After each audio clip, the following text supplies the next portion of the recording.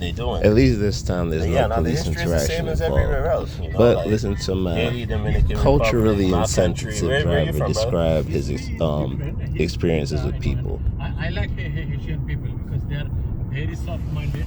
Yeah. They are very, very polite. I like them. But on the other hand, Dominican Republic and Papua are not good. They are very rough. Mind you, we got here because he thought I was from the Dominican Republic. When I said I was from Dominica, then he mentioned that most of the people that he picked up from the Dominican Republic were white-skinned people and Haitian people. How did it end up? And then we got here. Yeah, but that's what I'm saying. So remember, so now France, they were importing a lot of Africans into Haiti. That was the biggest importer of enslaved Africans in the hemisphere. That's why the Haitian Revolution started, the freedom started there. That's what Haiti was the first free black colony. Now, Spain, they didn't import as many Africans. They did more cattle farming. So you had the Dominican people were more what they call mulatto. I don't like to use that term because it means mule, but it's like black and white, and they comfortable with it. That's how some people self-identify. So because they were doing cattle ranching, you had like a lot of they didn't need as many workers. So the Dominican people, they were closer to the Spanish side because they weren't importing as many Africans. So now if I'm dealing with the indigenous people, that I'm having sex with the Tainos, I'm having sex with one or two Africans, and I'm Spanish, all of my kids are going to be that. You see what I'm saying? Then when Haiti took over the island, then everybody, America, Spain, the whole Western world took their part to take over the country again and make it so that it could be recolonized. Then in the 1930s, around the time of Hitler. Yeah. 20-second pause.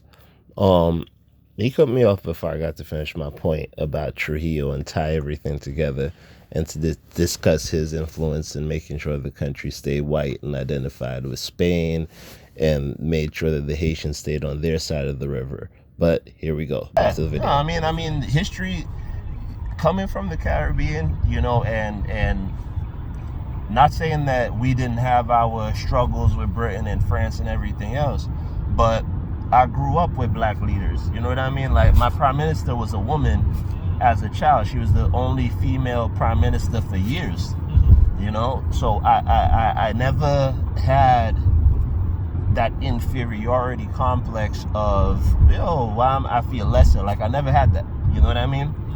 But I have family here, and I started coming here when I was a kid. And, like, you know, we all watched the same movie.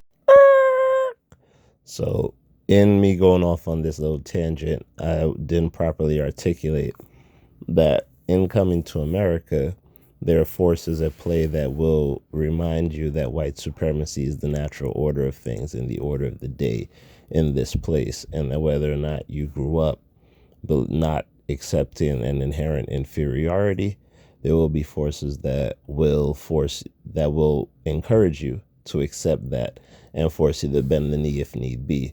Which is why so many of my fellow immigrants, unfortunately, try to be the good little decent Negroes and avoid it. Anyway, back to the video. And we all into the same stuff. And I was born in 1980, so when I was a kid, all of the South Nelson Mandela, apartheid, all of that was big, you know? And my country's like, I'm a Rastafarian, so like we're connected to the diaspora and knowing history and everything else. But yeah, like once you realize once you see the similarities, you see how we ended up where we are, you know? I was watching,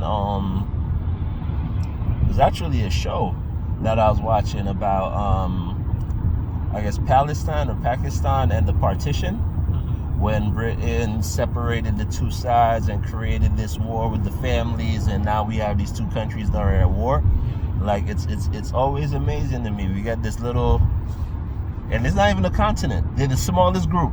You know what I mean? The word is spattering of islands over here Peninsula. where white people live that decide they gotta take over the whole world. It's crazy. But, you know, it's where we are, and all we gotta do is learn from it and evolve as people, you know. But where are you from, brother? I'm from Bangladesh. So you are from Okay.